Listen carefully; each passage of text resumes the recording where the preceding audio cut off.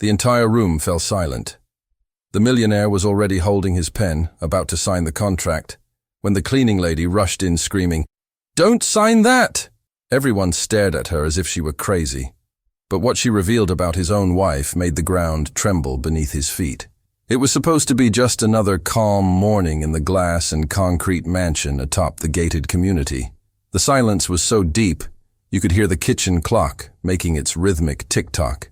Gustavo Montero sat at his mahogany office desk, an expensive Mont Blanc pen in his hand, staring intently at the contract spread before him. He wore a crisp white shirt, perfectly pressed, his dark hair slicked back with precision. But his eyes carried the weight of sleepless nights filled with doubt and uncertainty.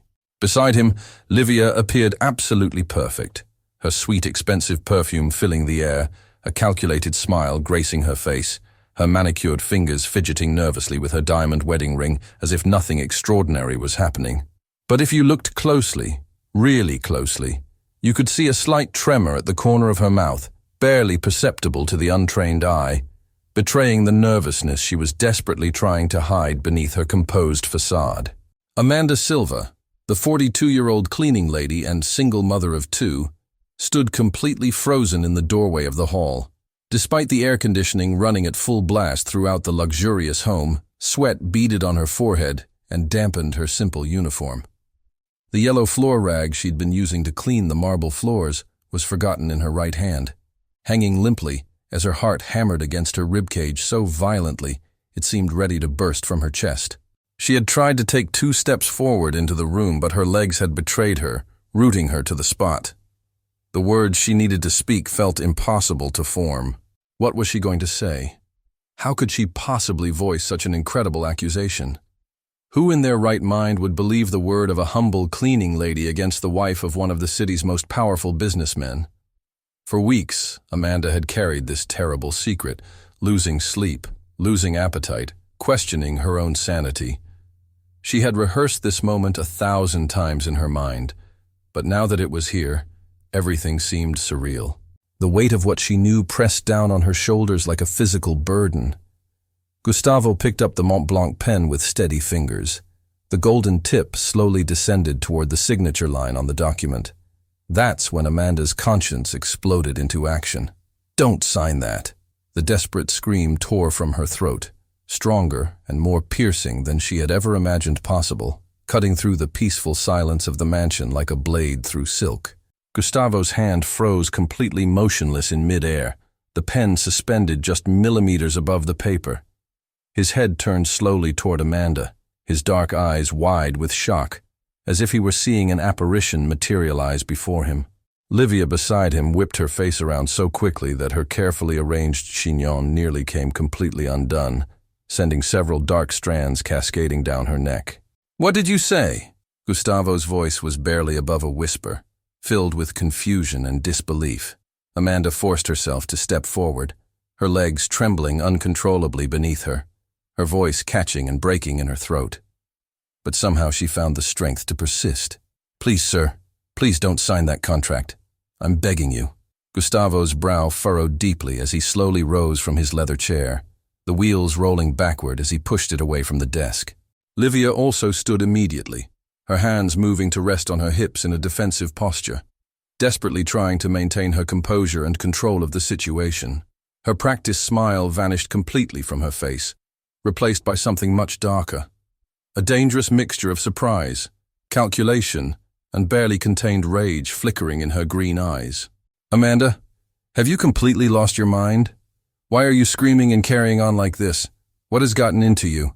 Livia's voice carried an edge of authority, the tone of someone accustomed to being obeyed without question. Amanda took a deep, shuddering breath, knowing with absolute certainty that there was no turning back now. The moment she spoke these words, everything in her life would change forever. "I heard something. I heard a conversation a few days ago. Your wife, sir, she was talking to a man about this contract, about taking everything from you, about destroying your life." Livia let out a laugh, short, sharp, and completely devoid of humor, like someone trying desperately to maintain their composure in the face of an utterly ridiculous accusation. "Are you seriously saying this right now, that you allegedly heard some conversation?" This is completely absurd, Gustavo. This woman has clearly had some kind of breakdown, Amanda continued despite her entire body shaking like a leaf in a storm. She said that the moment you signed that document, everything would transfer into her name, and she would disappear with this man. She said you would lose everything. Your home, your company, your money. Everything you've worked for your entire life. She called you pathetic and said you were too blind to see what was happening right in front of your face. The events Amanda was referring to had occurred just 4 days earlier. She had been meticulously cleaning the office floor, working quietly and methodically as she always did, when she heard Livia's voice drifting from the adjacent study. The door was slightly ajar, and Livia was speaking in a tone Amanda had never heard before. Cold, calculating, completely different from the sweet, loving voice she used when Gustavo was present. The conversation was crystal clear because Livia had the phone on speaker, apparently feeling secure in her belief that no one was listening. She was talking to someone named Bruno, and together they were methodically planning Gustavo's complete financial destruction with the precision of military strategists. Yes, he'll sign it. Everything is perfectly set up. He doesn't suspect a single thing, Livia had said, her voice dripping with cold satisfaction. The moment his signature is on that contract, everything transfers to me. The house, the cars, the boats, even his controlling interest in the company. We've structured it so cleverly that it's completely legal. The man on the other end of the line had laughed, a sound that sent chills down Amanda's spine. And after that, when do we permanently get rid of him? When can we disappear together? Calm down, Bruno. I'm not an idiot. We have to be methodical about this. First, he signs the papers. Then we wait a few weeks for everything to clear and settle. Then I'll arrange a reason for me to leave. Maybe I'll stage a fight, make him think I'm heartbroken and leaving him. He'll think I'm running away because I'm hurt and angry. But the truth is, you and I will be living in luxury in Europe, enjoying the life his money will provide us, while he's left here with absolutely nothing. Amanda had felt physically ill listening to the calculated, heartless betrayal of a man who had always treated his employees with dignity and respect. Gustavo paid fair wages, provided health insurance, remembered birthdays, and had even helped Amanda's family during financial emergencies. The contrast between his kindness and his wife's cruelty was staggering. Back in the present moment in the office, Gustavo stared intensely at Amanda, then shifted his gaze to Livia, then back to Amanda again. His hand still held the expensive pen, but now it trembled noticeably. What exactly are you talking about? What are you trying to tell me? Livia stepped forward smoothly, placing her perfectly manicured hand on her husband's shoulder, with practiced tenderness. Honey, she's obviously having some kind of mental breakdown.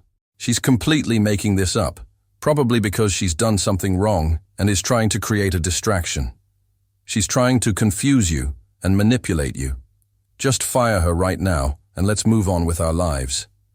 Amanda felt as though the solid marble floor was disappearing beneath her feet. Everything was going far worse than she had ever imagined it could. Part of her wanted to run from the room, to flee the mansion, and pretend this conversation had never happened. But another part of her, the part that had a moral compass, couldn't abandon this kind man to such a terrible fate. Gustavo continued staring at Amanda with the intensity of someone trying to read the truth in another person's soul. Do you have any idea of the gravity of what you're saying to me right now? You're accusing my wife, the woman I share my life with, the woman I love, of plotting against me? What possible reason would you have to invent such an elaborate lie? Amanda swallowed hard, her hands now sweating so profusely that the cleaning rag slipped from her grip and fell to the floor with a soft thud. She opened her mouth to respond, but found herself unable to form words. Livia seized the moment of silence. Gustavo, you're not seriously going to let this woman, this employee, destroy everything we've built together with her ridiculous fantasies, are you? She should be cleaning floors, not interfering in our personal business and marriage. Gustavo looked at Amanda one final time, his face a mask of disappointment and anger. You're fired. Pack your things and get out of my house immediately. Amanda felt tears beginning to well up in her eyes, but she said nothing more. She simply turned around and walked away, her footsteps echoing through the vast halls of the mansion as she made her way toward the exit, feeling as though she had just failed in the most important mission of her life. After Amanda left, Gustavo remained standing, staring down at the contract as if it were a puzzle he couldn't solve. The silence in the room returned, but now it felt heavier, more oppressive than before. Livia moved with calculated grace, picking up the Mont Blanc pen and placing it gently back in front of her husband's hand. "Sign it, my love. Let's finally get this paperwork finished, so we can move forward with our future together." Gustavo didn't respond immediately. He simply stood there, looking down at the document as if it were a trap waiting to spring. Deep in his subconscious, warning bells were ringing, but he couldn't yet identify their source. He didn't yet understand that it truly was a trap. The most sophisticated and cruel trap that had ever been set for him. That evening, despite the nagging doubts that Amanda's words had planted in his mind, Gustavo convinced himself to sign the contract. It seemed like the right thing to do, trusting his wife, protecting their shared future, demonstrating his love and commitment to their marriage. What he couldn't possibly know was that he was signing away his entire life's work and fortune to a woman who viewed him as nothing more than a pathetic, gullible mark in an elaborate confidence game. The weeks that followed were filled with increasingly strange occurrences that Gustavo initially dismissed, but which gradually became impossible to ignore. Bank managers began calling about large transactions and transfers that Gustavo had never authorized. Ownership documents for his luxury cars started changing hands mysteriously. Company shares were being sold without his knowledge or consent. When he attempted to access his business accounts and personal banking, he discovered that passwords had been changed and his access had been revoked. His old friend and lawyer Felipe Carrasco called with urgent desperation in his voice. "Gustavo, we need to meet immediately. I have something crucial to show you, and it can't wait." They arranged to meet at a small, discreet cafe in the downtown business district, far from prying eyes and gossiping ears. Felipe arrived carrying a thick manila folder and wearing the expression of someone who was about to deliver devastating news. "Gustavo," Felipe said without preamble, spreading documents across the small table between them. "What you signed wasn't just a simple change in property regime between spouses. This is the documentation of a complete and total transfer of all your assets to a holding company controlled entirely by Livia and her associate Bruno Torres." Gustavo felt as though the world was tilting on its axis. "That's impossible. I read the contract. It was just about reorganizing our finances." Felipe shook his head grimly. "She didn't just know about this scheme, Gustavo. She masterminded the entire operation. The lawyer who witnessed your signature, Eduardo Mendoza, he's notorious in legal circles for facilitating exactly these types of fraudulent transactions." The full magnitude of his situation crashed down on Gustavo like a collapsing building. "Amanda, the cleaning lady tried to warn me. I fired her. I thought she was having some kind of breakdown, but she knew. She actually knew what was happening." Gustavo spent the next several days tracking down Amanda through her brother, who worked at a small neighborhood market. When he finally managed to contact her, she was understandably hesitant to help the man who had publicly humiliated her and fired her for trying to save his life. But Amanda's inherent sense of justice and compassion ultimately won out over her hurt feelings. "I have everything you need," she said quietly when they met in a small public park, handing him a weathered cardboard box. Audio recordings of her conversations with Bruno, photographs of the contract on her laptop screen, torn documents I found in the trash, bank routing numbers, company registration papers. It's all here. I kept everything because I knew that someday someone would need proof. The evidence was absolutely damning and irrefutable. Livia's voice was crystal clear on the recordings, not only calling Gustavo pathetic and gullible, but also detailing in precise terms their methodical plan to rob him of every asset he had accumulated over decades of hard work. There were also detailed bank transfer schedules, documentation of fake companies, and correspondence with international financial institutions. Armed with this overwhelming evidence, Felipe immediately contacted the authorities. Within days, they had obtained emergency court orders to freeze all remaining assets and had issued international arrest warrants for both Livia and Bruno Torres. 2 days later, just as they were attempting to board a first-class flight to Dubai using expertly forged passports, Livia and Bruno were arrested by Interpol agents at Lisbon's International Airport. The audio recordings, financial documents, and photographic evidence were so overwhelming that their carefully planned scheme collapsed completely within hours. The news spread like wildfire through international media outlets. Brazilian businesswoman arrested at International Airport, accused of multi-million-dollar fraud against husband. Elaborate marriage scam unraveled by brave cleaning lady. International manhunt ends with arrests of sophisticated con artists. Gustavo didn't celebrate when he received the phone call confirming their arrest. Instead, he felt empty, betrayed, emotionally exhausted, but also profoundly grateful. Grateful to Amanda, who had risked her livelihood and safety to warn him, and grateful that truth and justice had ultimately prevailed over deception and greed. As the months passed, Amanda found herself in an entirely new world. Her promotion within Gustavo's company came with responsibilities she had never imagined. She was now overseeing cleaning operations across 15 different commercial properties, managing a team of 43 employees, and developing new standards and protocols for the entire organization. More importantly, she was respected for her judgment, her integrity, and her natural leadership abilities. Her children, Lucas and Vittoria, were thriving in ways that Amanda had only dreamed possible. Lucas, who had always been bright but struggled in his underfunded public school, was now attending a private academy where his mathematical talents were being properly nurtured. Vittoria, whose artistic abilities had been overlooked in overcrowded classrooms, was taking painting and music lessons that revealed remarkable creative gifts. The small apartment where they had lived for years was replaced by a comfortable house in a safe neighborhood with good schools and parks where the children could play without fear. Amanda's elderly mother, who had struggled with medical expenses on a fixed income, now had access to proper health care and regular doctor visits. The transformation wasn't just financial, it was about dignity, opportunity, and hope for the future. For Gustavo, the healing process was more complex. Recovering from financial fraud was one thing, but recovering from such profound personal betrayal required a different kind of work.